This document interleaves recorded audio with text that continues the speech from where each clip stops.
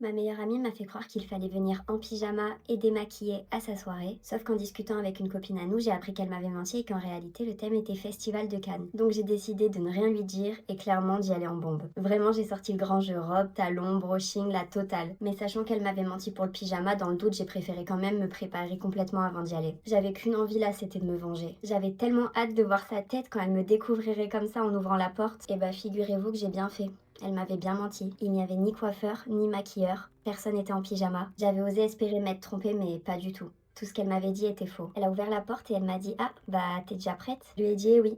Je suis pas si bête que ce que j'en ai l'air.» Et elle m'a dit: «Allez, ça va, détends-toi, c'était une petite blague.» Ok, super la blague. Puis quelques heures sont passées et depuis ces deux phrases échangées à mon arrivée, on ne s'était plus adressé la parole de la soirée. À un moment donné, j'étais en train de me rapprocher de mon crush, on était assis tous les deux sur un fauteuil. On rigolait beaucoup, on était de plus en plus tactiles, on était clairement en train de flirter. Et là, j'ai vu ma meilleure amie foncer sur moi, un verre à la main. Elle m'a dit: «Mais pour qui tu te prends, toi?» Et elle m'a jeté son verre dessus. C'était une catastrophe. Ma robe était trempée et tachée, mes cheveux collés, mon maquillage coulé. Je suis partie en courant dans la salle de bain pour me rincer. Mon crush s'est directement levé pour me suivre. Et j'ai entendu ma meilleure amie lui dire: «T'inquiète, elle a pas besoin de toi, assis-toi qu'on fasse un peu connaissance tous les deux.» Il lui a dit: «Non, c'est bon, ça ira.»